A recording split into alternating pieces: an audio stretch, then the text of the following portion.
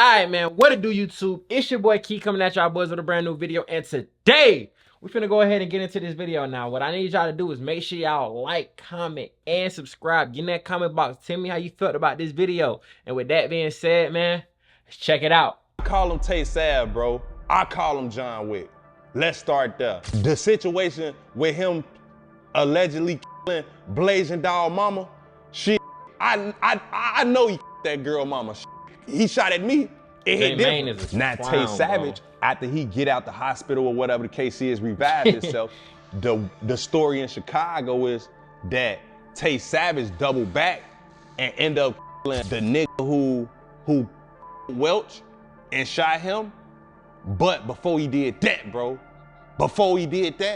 he that girl mama for driving that car.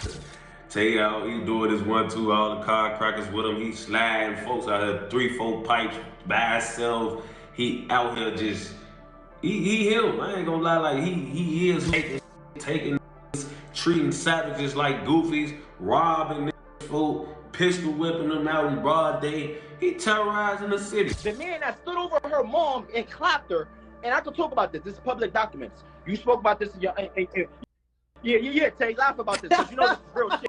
I can speak about this. This public documents. You beat that. You home now. Welcome home too. Chicago has got plenty of steppers, but some names carry more weight than others. And Tay Savage, aka the Chirac Bully, is one of those names. His reputation in the streets is so solid that just hearing it strikes fear into his enemies. He's earned a notorious rep in the city for being ruthless, from bullying and robbing gangsters all over Chicago to taking whatever he wanted whenever he felt like it. People even started calling him John Wick because of how precise and relentless he was with his revenge. Y'all call him Tay Sav, bro. I call him John Wick. Let's start that. Tay Savage's track record speaks for itself. He's been through it all, getting stabbed, shot at, and still walking away from multiple attempted murder charges, along with 2 different murder cases that many believe he's responsible for. Y'all call him Tay Sav, bro. I call him John Wick. I think everybody know that he did, but like he said, if you know the story, the girl, Blazing Dog Mama Cess, when she was dying, she said her baby daddy did it. So that's really one of the ways on how he beat it. That's a dying declaration. You can't beat a dying declaration like that, but it's also hard for them to pin a murder on you when somebody got a dying declaration and you're not the name that they said. Even compare him to King Von, but say he was the original before Von came on the scene. Tay's seen it all and done it all, making him a true legend in the streets. And they was like, man, it's this dude on the deck that remind me of you. So I'm like, yeah, I know. Hey, man, his name Von, he from the O. I'm like, yeah. So now I see him, I'm like, I don't really see it, but I'm like, all right, cool. I get to rotate with him. I'm like, yeah, I like this little dude. But Tay Savage didn't start off like that. His real name is Dwayne Timberlake, and he actually had a decent upbringing in Chicago. As a kid, he wasn't wilding out the way he would later in life, but the street life was never far away from him. It ended up taking a lot from him early on, including time with his dad. His pops got locked up when Tay was young, leaving his mom to hold down the family while his dad served time. It wasn't until Tay was around 12 years old that his father came back into his life. Did you have your mom and your dad in your life? Yeah. My pops was locked up most of the time. Till I was like 12. He came home when I was 12 years old. Everything was going smooth for Tay Savage in the beginning. He was in school doing all right, but as he started getting older, the pull of the streets started to get stronger. And you could see the change happening in him. His mom saw it too, and worried about where he was heading, sent him to live with his grandparents to try and straighten him out. You know what I'm saying? I really was decent, you know what I'm saying? It wasn't really no problem. Then I started kind of getting out of hand, you feel me? So she sent me with my granddaddy. His uncle would sit him down, trying to get through to him, telling him to focus on the opportunities he had in life and make something better of himself. But slowly, Tay Savage was becoming a product of his environment. He couldn't escape it. The streets started calling, and he began to find himself in trouble more and more often. It didn't take long for things to escalate. Tay went from living a decent life to becoming the type of kid that always found himself in the middle of something he shouldn't be involved in. Sure enough, by the time he was 14, he officially jumped off the porch and entered the gang lifestyle. At what point would you say you ultimately decided to jump off the porch? One thing that I will say is that a lot of people, they're just gonna look at the bad, right? Oh, this nigga probably got bodies and this, that, and the third, and he terrorized the city. But I also be wanting to know, like, who really is I forgot what he said his name was. Who it really is, Mr. Timberlake. You feel what I'm saying? I forgot his first name, but I remember they said his last name. But I'm like, who really is this nigga? Like, if you move around with him, if you politic with him, you know what I'm saying? Would you in tune, you know what I'm saying, fuck with him, or would you be like, nah, man, this nigga different. Off the like, porch. keep his ass I away think when I from was on me. the porch, I was like 14. It was like that rush, that thrill had him hooked. He started hanging with older dudes who were deep in the Childish game, Gambino and look at old as first, hell. it was just small No, stuff. that's not Childish Gambino. Stealing That's cars, Chance the getting Rapper. into I'm high-speed tripping. chases with the cops. But it wasn't long before Tay graduated to more serious crimes that nearly cost him his freedom and at times his life. From there, it was like everything just kept leveling up. His name started ringing out in the streets as someone not to be messed with. He got the nickname Chirac Bully around 2012 because of the way he carried himself. He was always on go, and people knew not to test him. But he wasn't the type of bully who picked on the weak. Tay was with whatever, whenever, and he didn't care who it was. He didn't back down from anyone, and his reputation for always being ready for smoke earned him a lot of respect in the streets. Since he was young, Tay had this fascination with guns. It was like they became part of his identity as he grew older. He was always strapped, and eventually, he wasn't afraid to use them, especially when it came to defending or repping for his gang, Welch World. Tay was the real deal, a natural-born stepper, and the streets were like a drug to him. The life he lived seemed like it was in his blood, passed down through his family, and for him, it just felt normal. But like they say, even if you're a stepper, there's always someone else out there ready to step too. Facts. And Tay wasn't the type to let anyone get the best of him. If someone came for him, he'd step right back. That's what the streets knew him for. The savage side of Tay was born and fed by the environment around him, and every time someone tried to test him, he made sure they regretted it. His life became a series of events that only solidified his reputation further, making sure that everyone knew Tay Savage was about that life. By 2011, Tay Savage was already knee-deep in the streets, and his reputation as a savage was growing fast. He caught 2 attempted murder charges that year, but in true Tay fashion, he beat both of them in 2012. I had 2 attempts I beat. I did 18 months on that. I had 2 attempts. I beat them in 20. I got locked up in 2011. I beat them in 2012. But instead of laying low and letting things cool off, Tay still had that fire in him, that hunger for the streets. He wasn't ready to leave that life behind, not by a long shot. The next year came around, and things started heating up even more. Tay was already wearing the scars of the streets. He had been shanked and shot twice before, and he had a close call with 051 Melly, also known as the Chirac Gravedigger, where a bullet barely missed his face and grazed his nose. Tay was out here surviving everything that was thrown at him. Then came Thursday, May 13th, 2010, his mom's birthday. Tay was out chilling with the homies, just another regular day in the streets when they got into it with some other dudes. Things escalated quickly, and before anyone knew it, guns started blazing. In the chaos, Tay got hit twice, one in the arm and one in the stomach. 4 times on 3 different occasions. Yeah, I got shot twice the last time. I got shot in my stomach and my arm. We was outside chilling, some little words broke out, you know what I'm saying? We having words with people. And, you know, one thing led to another, shots rang out. I wound up getting shot. It was serious. Tay went into shock, fading in and out of consciousness as they rushed him to the hospital. The doctors had to operate right away to save him. He was in critical condition, but Tay wasn't about to go out like that. He was a fighter, and he pulled through. But while his body was on the mend, his mind was about to take a hit that would change him forever. Just 2 days later, on May 15th, 2010, while Tay was still in the hospital fighting for his life, his best friend, Anthony Ray Welch, was murdered. I got shot May 13th on my mom's birthday. Yeah. He got May 15th, 2 days later. News reports said it happened around 7 p.m. near East 40th Street in South King Drive. Welch, just 19 years old, was shot in the chest, and another guy who was with him got hit in the leg. Losing his best friend like that hit Tay hard. It was like something snapped in him. That was the moment where everything changed. Tay's heart turned cold and all he could see was revenge. He wasn't just about the streets anymore, now it was personal. He was consumed by anger and grief and he was ready to unleash that on anyone who had a hand in his bro's death. Tay Savage was officially on demon time, and the streets knew it. From that point on, he wasn't holding back. What was that feeling like when you heard the news? Yeah, I was angry. Angry. Furious. More so that I just, like, didn't really care about nothing. You know what I'm saying? It just turned And me up this- as far. It turned me up as far, like turned my heart like cold type thing.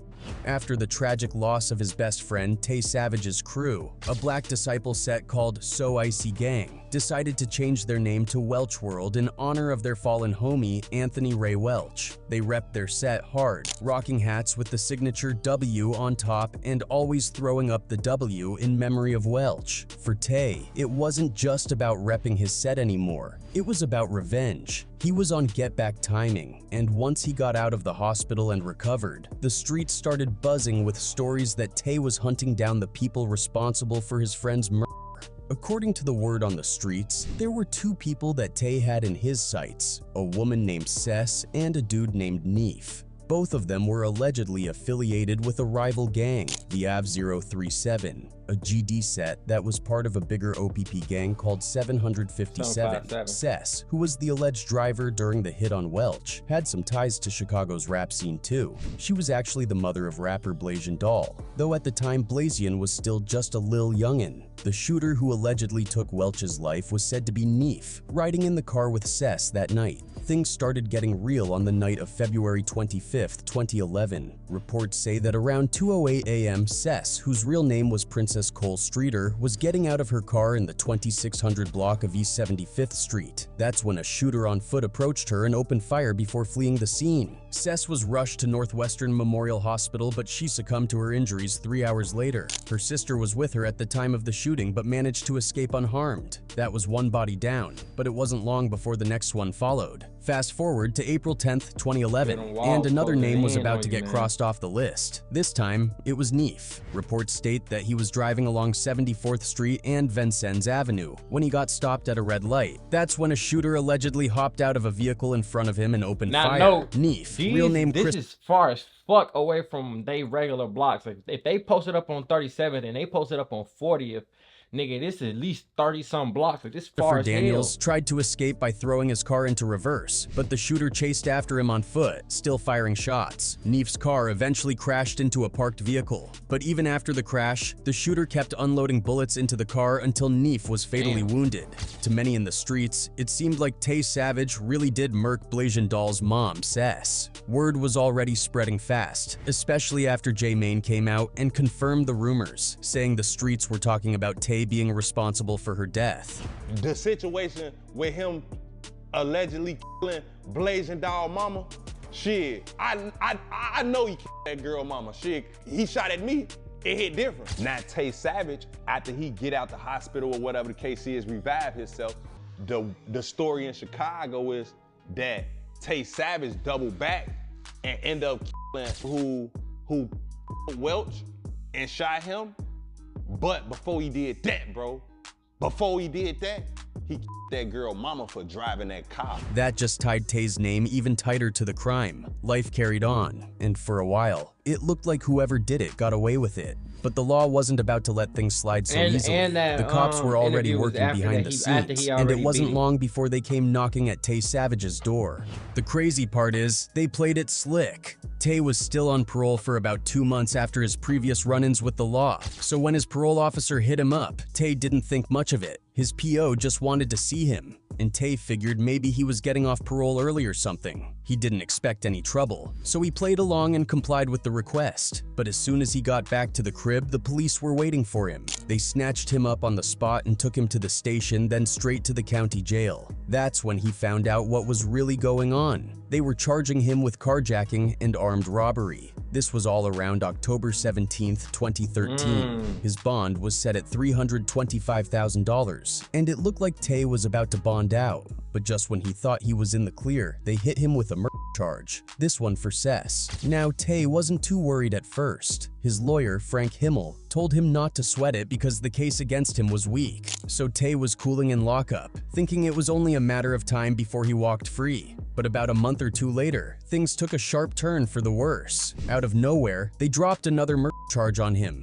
this time for Neef. Now Tay Savage was really in deep. Panicking like a He was facing motherfucker, 2 murder charges and a robbery charge, all at the same time. The situation had officially gotten sticky. Both Sess and Neef's people were pointing fingers at Tay, saying he was the one who pulled the trigger. Court documents that leaked online made things look even worse for him. According to the paperwork, someone who was allegedly with Tay that night spilled the details to investigators. The snitch told them that they had spotted Sess in her car and followed her from a club on 87th Street all the way to another spot on East 75th Street. Once Sess parked her car, Tay and his homies jumped out of their ride. The witness claimed Tay's homie fired 2 shots first, but it was Tay who walked down on Sess, stood over her and said, "I told you, B," before unloading multiple shots into her body. The other person who was with Tay that night allegedly confirmed, according to court documents, that Sess was the one driving when Welch was killed and even chased him down. With that kind of testimony, things were looking bleak for the Chirac bully. But Tay had one of the best defense lawyers in Chicago on his side, and this guy knew what he was doing. Slowly but surely, cracks started to show in the case against Tay. Other eyewitnesses from both crime scenes came forward, saying the shooter was wearing a mask, which threw a wrench in the prosecution's argument that people had seen Tay's face. Even some of the original eyewitnesses began changing their statements, which started contradicting what Sess and Neef's families were saying.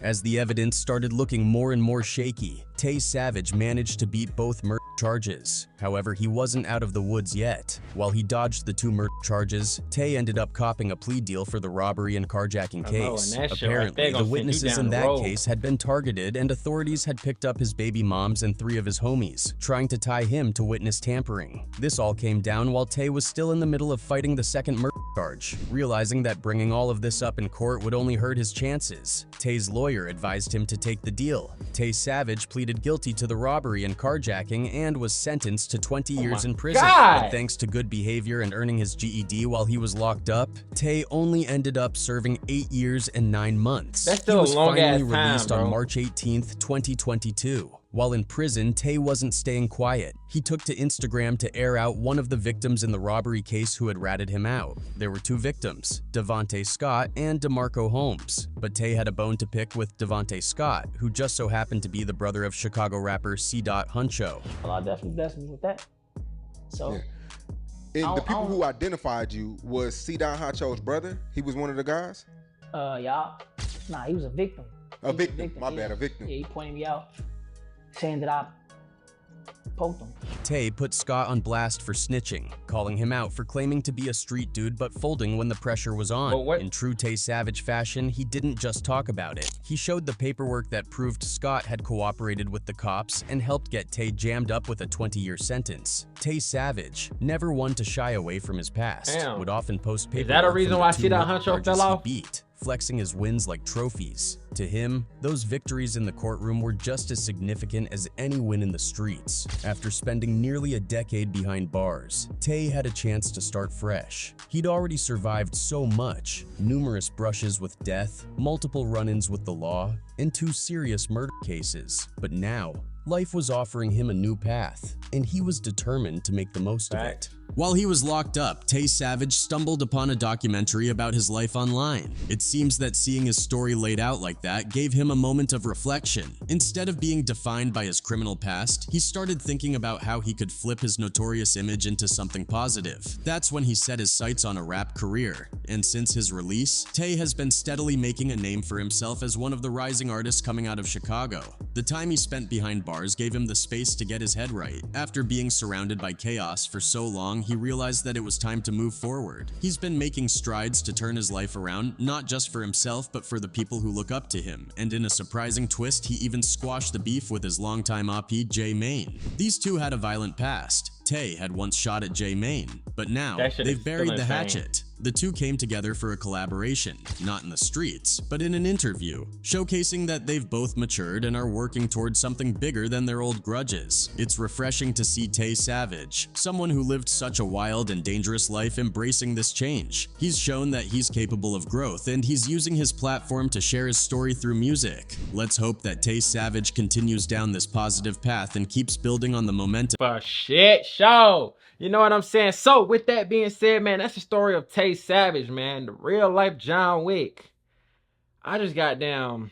I don't know, man. I don't know. It just sounds like his story was fueled by revenge. Like, obviously the random robberies and shit like that is different, but with that being said, man, make sure y'all like, comment, and subscribe. Get in that comment box. Tell me how you felt about this video, man. Tay Savage, the real life John Wick. It's your boy Key checking in, checking out. I'm gone.